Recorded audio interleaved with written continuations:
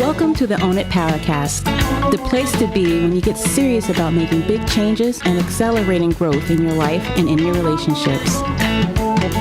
Finally create the life you've always wanted, living life on your own terms. Learn how to take your fear and turn it into powerful choices that will create sustained change.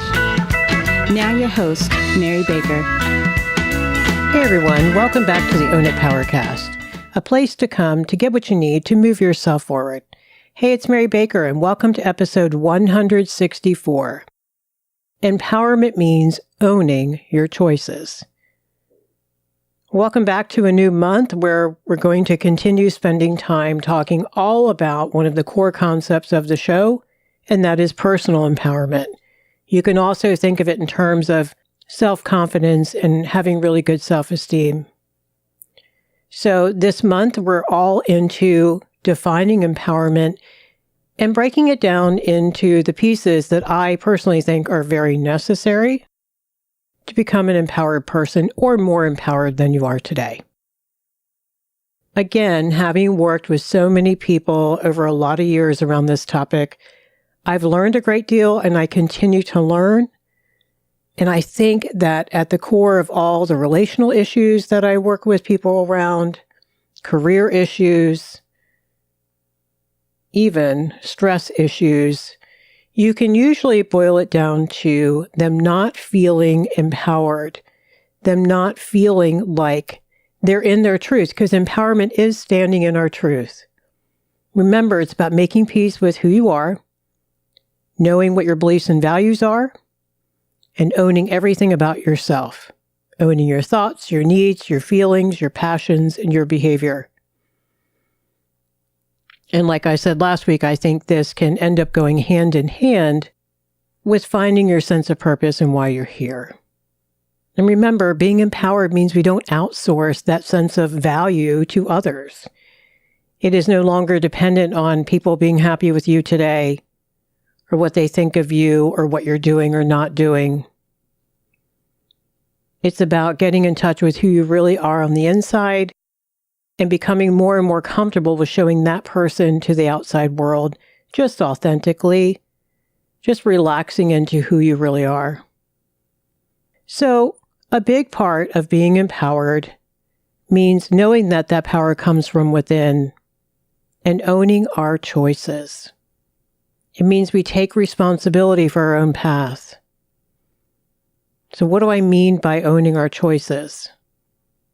Well, empowered people don't outsource their responsibility for their life or their freedom of being able to steer how they want their life to go.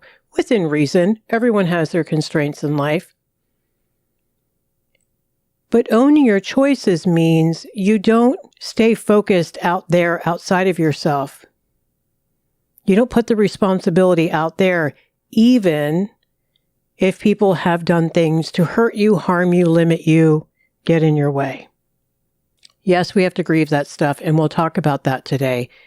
But first, I want you to think about owning the opportunities to make it different. Like life shows up, life is shitty to you, things happen, things always happen for us.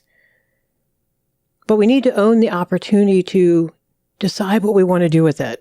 So no more I can'ts or I can't because. Instead, asking yourself, what is actually within my control today and what might be possible? That doesn't mean you don't grieve what you wished was. We have to do the grief work. We have to sit in reality. But then once we do that, then we can actually have a better sense of what can we do then? What do we do from here? How do we put the pieces back together? How do we pull ourselves back up? And how do we take our life back? I think accepting the reality actually keeps us moving into the solutions, rather than staying stuck in some fantasy we refuse to let go of. I know that sounds harsh, but we need to talk about that for a moment. What do I mean by that? The fantasy that other people are going to be different, that they're going to change, that opportunities are going to magically come find you when you're not ready to partake in them. It means, on a deeper level, that you can't blame and therefore give power to others in your life. to determine how you want your life to go. Sometimes we don't realize this dependence, that we give people way too much power. We give circumstances way too much power. And we disempower ourselves, and it becomes such a vicious cycle. Empowered people instead say, okay, what are my choices here? What can I do today? Knowing also that it's not all or nothing or black and white thinking like we've talked about on the show. It's let me see if I can try something here. I'll continue to regroup and see how it goes. So that open and flexible thinking is also a part of maturity and a part of empowerment. You're not in fantasy, you're in reality, but you're also into possibility. And we can be in reality and possibility at the same time. It's okay to be there with both. Empowered people also look at the boundaries of the situation and then work on healthy detachment. For example, okay, well, if that's what these other folks are doing and there's nothing I can do to change that, I need to come to accept that and maybe let myself have my feelings around that for a week or two. But then what is mine here? Well, the first thing that's mine is I have to grieve. Then what do I need to do from here? Like, how did I actually get myself into this, for one thing? I mean, we have to own our part. That can be really hard, especially when someone's really been awful to you. The last thing you probably want to do is own culpability, but we have to. Otherwise, we might repeat the lesson and we don't want to learn it again, right? Then we say, what could I have done differently, if anything, to prevent this? So that is how we take our power back as well. We take responsibility, we own our choices, and we don't make it about anybody else. Just because they doesn't mean I. The other piece to this is just because all this stuff happened to you and it has made it really hard for you to be successful, let's say, doesn't mean you can't. You get to decide how willing you are, how open you are to change and risk and growth, and to be who you really are and put that out into the world. Usually, it will take a life upheaval for us to say no more. I'm unhappy. I need better. Life is short. I want to honor myself. I'm sick and tired of being sick and tired, kind of thing. We reach our bottom, and that's okay. I think that when life events happen, they bring things into sharper focus. Whereas I think we can become, just a little lazy and stuck and not seeing the forest for the trees because we're in a rut. Can't see the big picture in our day to day. So it's okay if it took bad things happening, like a divorce, a layoff, a health issue. It's not the way we want to operate in life so much going forward, but it makes sense that it happens this way. And I encourage you, if that's happening for you, just embrace it and have compassion for those in your life, perhaps, who are going through that as well. Another thing empowered people do is they own their feelings and they don't act them out instead. We've talked about that here on the show, and we will always talk about that here because it's so important. They're aware of what they're feeling as best as they can, right, in a given moment, because they take a moment to do that. Like, what's going on with me? They're like, what's going on? Why am I feeling this? Why does that make sense? Why would anyone else be feeling this? They validate what's going on for them. So that is congruent with what's going on for them when they walk in the room, okay? And they own it when they walk in the room. They own what their face looks like, what their vibe might be, how they're coming across, what their behavior is. If it is incongruent with what they're saying, which is usually I'm fine, or pretending to focus on a conversation when they really can't because they're too upset about something else, they don't make other people guess what the hell's going on with them. Not that we all haven't been guilty and we've been on the other side of it and it's really uncomfortable.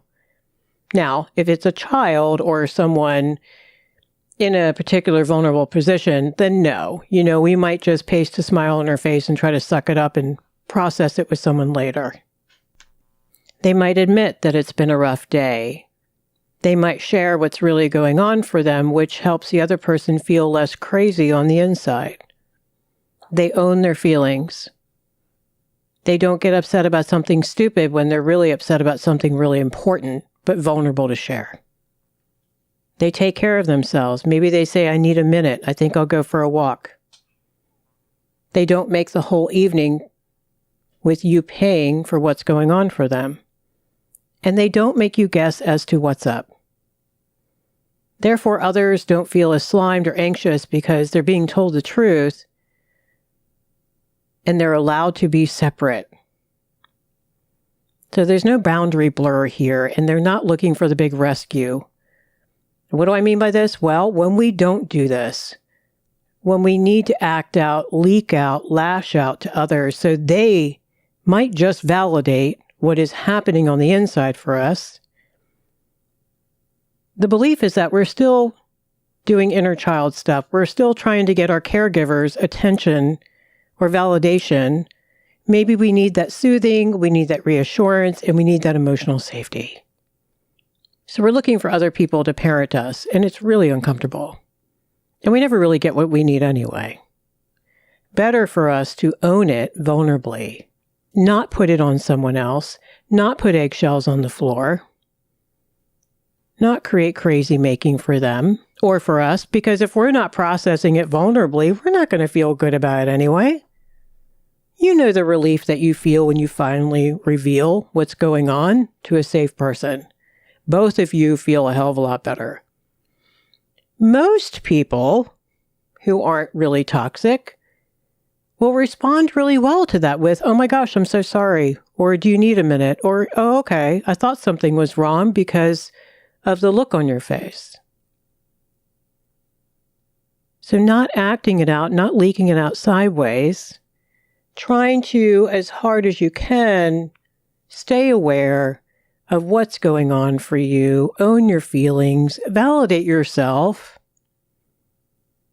so other people don't have to, and then tell on yourself. Say, it's not you, it's me. I'm having a rough day. I'm struggling through something. I need some time for me. Whatever. Own it. Make this relationship in front of you an emotionally safe one, where you feel safe and they feel safer as well. And that comes to the next part. They own their behavior.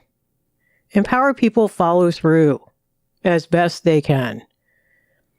When confident people say they're going to do something, they take that commitment seriously and they do their best to follow through, especially on important things. So therefore, they prioritize and set boundaries in their day and figure things out and say no to other things. Because at the core of it, I think it is about good boundaries. And it's also about they realize they operate in reality. Like if they're actually going to be able to show up as promised to you, given everything they have going on that's in their control, they make the most realistic choice that they can, given what they know.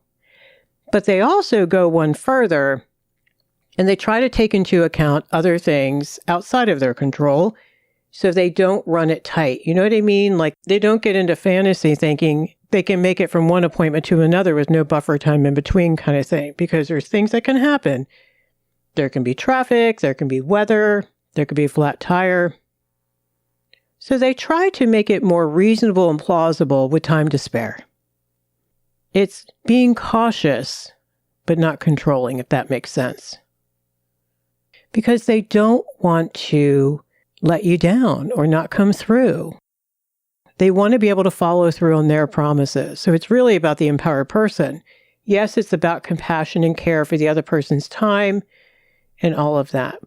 The other piece to that is they work on their avoidance and thus their fear of letting you down by doing the other thing, which is saying, I can't do it. Because they say, I'm sorry, I might not be able to do that, at least not today, because of X, Y, and Z. They are able to risk disappointing you now because they want you to be able to trust them later. Let me repeat that. They are brave enough to risk disappointing you now because they want you to be able to trust them later. They also want to be able to believe in and trust themselves because they know the damage that unreliability can do to the relationship over time. Therefore, they're not as willing to make vague promises and, yeah, sure, I can do that kind of stuff, unless they know that is really true to the best of their knowledge.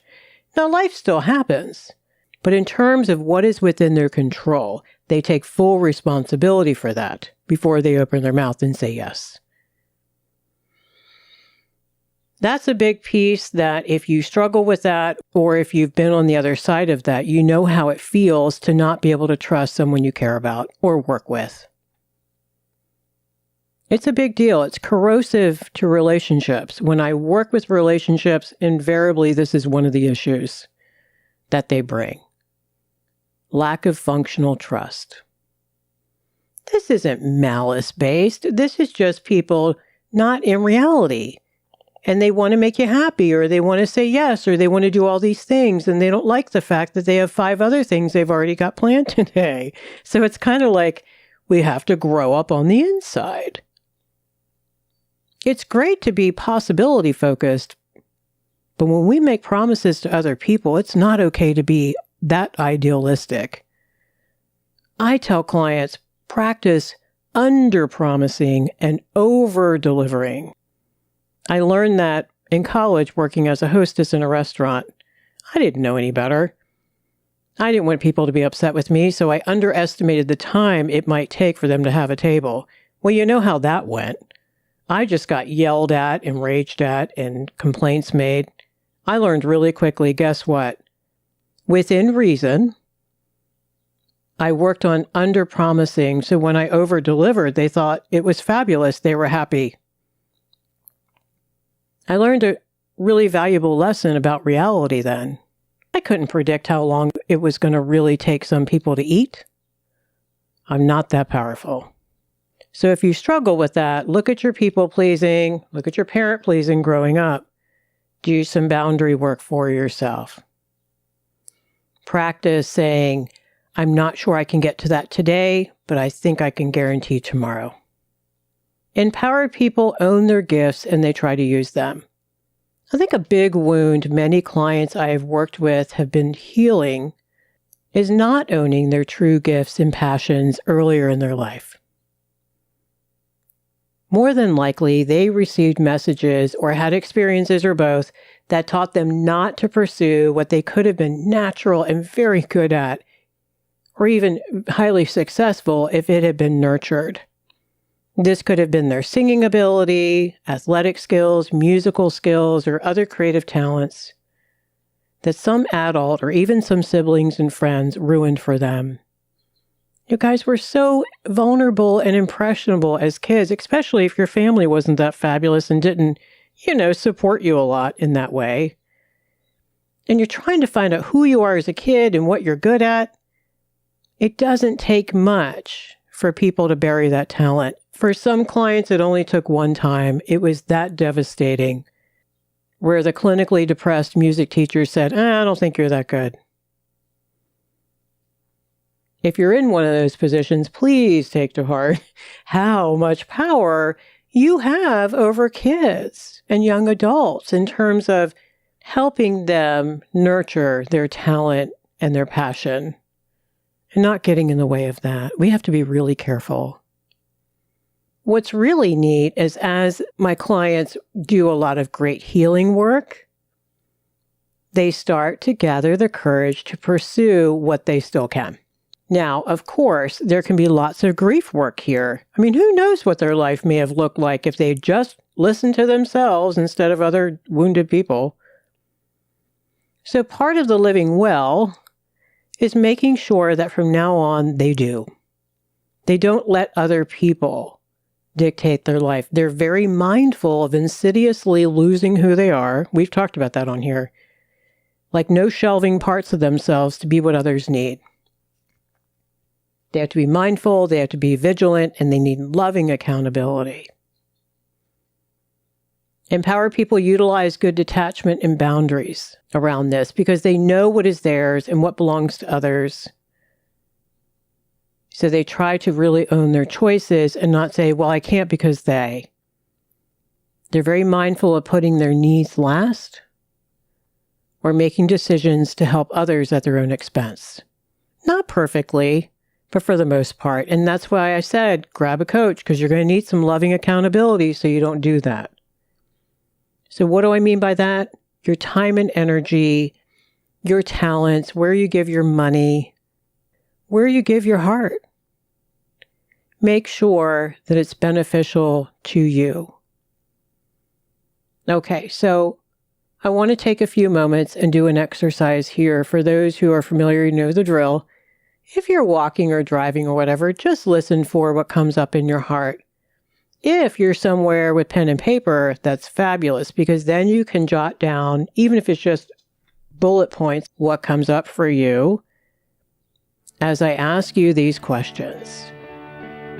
If you get the newsletter, you'll get the bonus download, so then you can also have that for later to marinate in and think about and work on. Okay, you ready? First one is, when you express your feelings, do you usually A, use I statements and keep it about you as best you can? B, put it on someone else? Because of you, I, because of them, I, because of it, I can't because, or they won't like it if I, or they'll be hurt or upset if I say no. Or C, leak it out sideways and no one knows what the hell's going on with you. Or do you D, own them out loud? Say, hey, I'm really struggling here, or I'm really excited, or I'm really confused, or I'm really angry, or I'm mad at myself. So when you express your feelings, what do you usually do? And you might do different things with different people, and I want you to think about that too. Like, how safe is it to be yourself with some people versus others? Number 2, when you look at your circumstances, do you A, focus on, for the most part, what is within your control, even if you don't start there? You come back to, okay, well, what can I do here? B, immediately start thinking about taking responsibility for your choices, as limited as they might feel sometimes. Or C, stay focused on them or that and be pissed at them or that and I can't believe, and kind of arms crossed, feet entrenched, not willing to do the grief work to come to acceptance around what is. So when you look at circumstances, what do you typically do?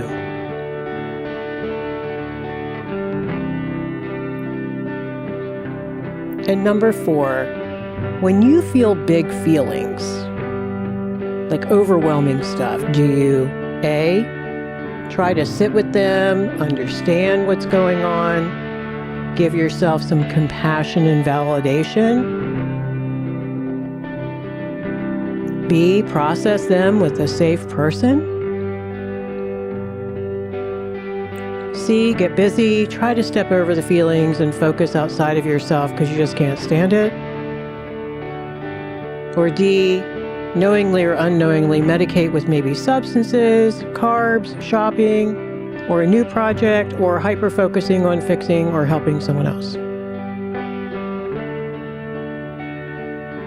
When you have big feelings, what do you typically do?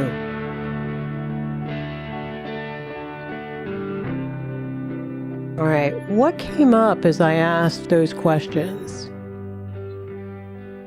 Were you kind of surprised by any of your answers, or did you already kind of know? It's so important to do 2 things here. Don't sit in the shame if you still struggle with this stuff, because you came by it honestly, and it's very changeable. And number 2, whatever awarenesses came up means you're getting ready to work on it, or you're already working on it. It just helps you solidify your motivation to work on it. So it's all good. Okay. So today we focused on how being empowered means complete ownership of the self as best we can on a given day. Especially keeping ourselves and others in a place of loving choice and trying to take full ownership of our own choices and detaching from the choices of others. We explored the pieces of that ownership from our feelings to our behaviors, to our grief work, and to our decision making. I think resulting in more confidence and more emotional maturity, and then therefore better relationships with other people. Thank you so much for joining me today. Stay in your truth and take ownership of you today. Focus on the good in yourself and try to find some good out there this week. Be sure to check the show notes at ownitpowercast.com if you need to sign up for the newsletter and pass the show along. All right, so pay it forward. Keep focusing on you, and I'll see you next time. We hope you took away some useful insights and tools you can begin using right away. If you did, please leave a positive review and share on your social media. Because could you imagine if everyone in your life really got it together? Remember, own it now, so you can really own it later.